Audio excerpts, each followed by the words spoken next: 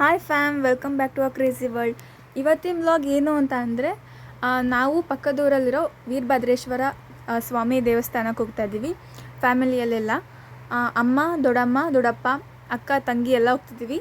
ಏನು ಅಂತ ಅಂದರೆ, ಅಮ್ಮ ಹೇಳ್ಕೊಂಡಿದ್ರಂತೆ ಆ ದೇವಸ್ಥಾನಕ್ಕೆ ನಾನು ಬಂದು ಪೂಜೆ ಮಾಡಿಸ್ಕೊಡ್ತೀನಿ ಅಂತ ಹೇಳ್ಬಿಟ್ಟು.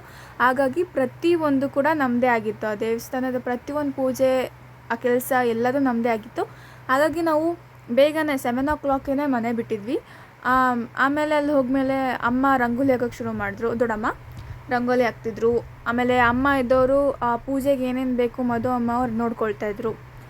ಪೂಜಾರಿಯವರು ಸಾಮಾನು ಕೇಳ್ತಾಯಿದ್ರು ದೇವರಿಗೆ, ಹಾಲು, ತುಪ್ಪ, ಮೊಸರು ಎಲ್ಲ. ಹಾಗಾಗಿ ಅಮ್ಮ ಅದನ್ನು ನೋಡ್ಕೊಳ್ತಾಯಿದ್ರು. ಅಕ್ಕ, ತಂಗಿ, ನಾನು ಒಂದು ಕಡೆ ವೀಡಿಯೋಸ್ ಮಾಡೋದಾದರೆ ಇನ್ನೊಂದು ಕಡೆ ಕೆಲಸ ಮಾಡಿಕೊಡ್ತಿದ್ವಿ. ಬಟ್ ಮನೇಲಿ ಕೆಲಸ ಮಾಡೋಕ್ಕಿಂತ ದೇವಸ್ಥಾನದಲ್ಲಿ ಮಾಡಿದ್ದು ತುಂಬ ಚೆನ್ನಾಗಿತ್ತು ಫೀಲಿಂಗು. ಅಂದರೆ ಹೇಗೆ ಕಸ ಗುಡಿಸೋದಾಗಲಿ, ನೆಲ ಒರೆಸೋದಾಗಲಿ, ರಂಗೋಲಿ ಹಾಕಿದಾಗಲಿ, ಬಾಳೆಕಂದು ಕಟ್ಟಿದಾಗಲಿ ಕಂಬಕ್ಕೆ, ಅದೆಲ್ಲ ಏನೋ ಒಂಥರ ತುಂಬ ಚೆನ್ನಾಗಿತ್ತು. ನನಗಿದ್ದು ಸ್ವಲ್ಪ ಟೈಮಲ್ಲೇ ನಾನು ನಿಮ್ಮ ಜೊತೆ ಇದನ್ನೆಲ್ಲ ಶೇರ್ ಮಾಡ್ಕೋಬೇಕು ಅಂತ ಸ್ವಲ್ಪ ವೀಡಿಯೋಸ್ ಮಾಡಿದ್ದೀನಿ. ಬನ್ನಿ ನೋಡೋಣ ಹೇಗೆ ಮಾಡಿದ್ವಿ ಅದೆಲ್ಲ. ಲಾಸ್ಟಿಗೆ ಪ್ರಿಪ್ರೇಷನ್ ಹೇಗಿತ್ತು, ದೇವರು ನೋಡೋಕೆ ಲಾಸ್ಟಿಗೆ ಎಷ್ಟು ಚೆನ್ನಾಗಿ ಕಾಣ್ತಾಯಿದ್ರು, ಅದನ್ನೆಲ್ಲ ನಿಮ್ಮ ಜೊತೆ ಶೇರ್ ಮಾಡ್ಕೊಂಡಿದ್ದೀನಿ. ನೋಡ್ಕೊಂಬನ್ನಿ.